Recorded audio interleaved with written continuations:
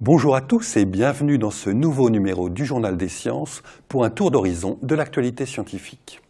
Au sommaire de ce numéro, l'Europe vise la Lune, la tactique des anguilles, la fin des scaphandres, enfin la voiture qui vole. L'Europe se tourne vers la Lune. L'Agence spatiale européenne vient de signer avec Airbus un contrat pour développer un système qui devrait permettre à une sonde de se poser avec précision et en toute sécurité au pôle sud de la Lune. Ce système, si un accord est signé en fin d'année avec la Russie, devrait équiper la sonde russe Luna 27 qui sera lancée en 2020. Ce ne sera pas le seul équipement européen à bord de cette sonde.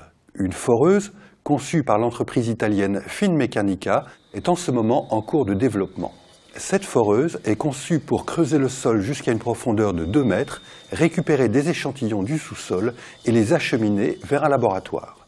Ce laboratoire, miniaturisé et automatique, représente une bonne part de la charge utile de la sonde Luna 27 qui se posera au pôle sur les bords du cratère Shackleton. La foreuse sera équipée d'un dispositif gardant à très basse température les échantillons prélevés. Le but est de vérifier si de la glace d'eau se trouve dans le sous-sol lunaire, comme semblent l'indiquer les mesures des sondes précédentes. La présence de glace dans le sous-sol des pôles lunaires permettrait de faciliter l'établissement d'une base habitée sur notre satellite. Mais ça, ce n'est pas tout à fait pour demain. Alexander von Humboldt avait raison. Il affirmait avoir vu lors d'un de ses voyages en Amérique du Sud des anguilles électriques sauter hors de l'eau pour attaquer les chevaux. Longtemps mise en doute, cette affirmation vient d'être confirmée par la revue PNAS du 6 juin. Dans cette revue, Kenneth Catania, de l'université Vanderbilt au Tennessee, raconte qu'en étudiant ces fascinants poissons d'eau douce, il en avait vu parfois se dresser et se presser contre le manche de son épuisette. Il a décidé d'essayer de comprendre le pourquoi de ce comportement. Une tête de crocodile factice, munie de diodes luminescentes, a été plongée dans l'aquarium où se trouvait une anguille. Celle-ci se dresse hors de l'eau et se colle contre le mannequin, allumant toutes les diodes grâce au courant électrique. L'explication de ce comportement est en fait assez simple. Lorsque l'anguille sort de l'eau, son corps devient de plus en plus résistant à l'électricité qui est alors obligée de se propager ailleurs. L'animal attaqué devient alors la cible du courant car, à l'inverse de l'anguille, la résistance de son corps ne varie pas. Le résultat est que la décharge électrique est bien plus efficace que si l'anguille était restée dans l'eau. Et voilà comment, en 2016, on confirme une observation faite en mars 1800. Est-ce la fin des astronautes engoncés dans leurs volumineux scaphandres? Ces vêtements, lourds et fragiles, vivent peut-être leurs dernières années. La société américaine GES a proposé à ses étudiants de plancher sur un remplacement des scaphandres spatiaux et le résultat est impressionnant. Au lieu des vêtements longs à enfiler et toujours à la merci des débris spatiaux, GES propose un mini-vaisseau spatial monoplace dans lequel se glisserait un astronaute en tenue terrestre.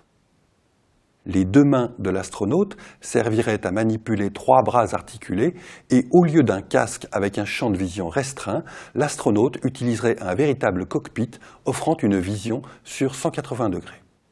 Ce projet ressemble d'assez près au mini-sous-marin individuel avec comme différence que le passager serait vertical et non horizontal. Mais dans l'espace, ces mots ne signifient pas grand-chose. L'avantage de ce système est qu'il pourrait aussi bien être utilisé à l'extérieur de la station internationale qu'à proximité d'un astéroïde à échantillonner. L'intérêt est aussi qu'un vaisseau de ce type pourrait avoir une autonomie de plusieurs jours alors que la combinaison des astronautes ne garantit leur sécurité que pour quelques heures. En l'an 2000, on aura des voitures qui voleront.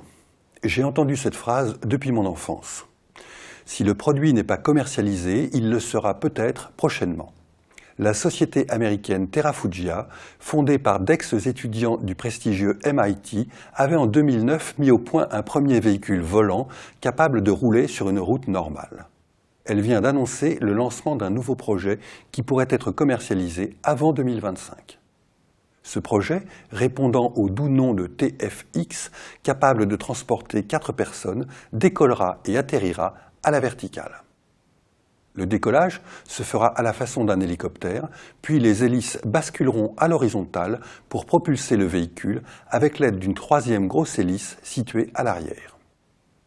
Les hélices rechargeront aussi les batteries utilisées pour fonctionner sur route. Pour éviter que le chauffeur ait besoin d'un brevet de pilote, décollage, croisière et atterrissage seront totalement automatiques. Le conducteur se bornera à accepter la proposition de l'ordinateur de bord. Le prix de cette future merveille n'est pas encore connu, mais le constructeur annonce qu'il sera de l'ordre du prix d'une voiture de luxe. J'ai déjà commencé à économiser. Ce numéro est maintenant terminé. Rendez-vous la semaine prochaine pour un nouveau tour d'horizon de l'actualité scientifique. En attendant, retrouvez-nous sur scienceactualité.fr, le site de la rédaction.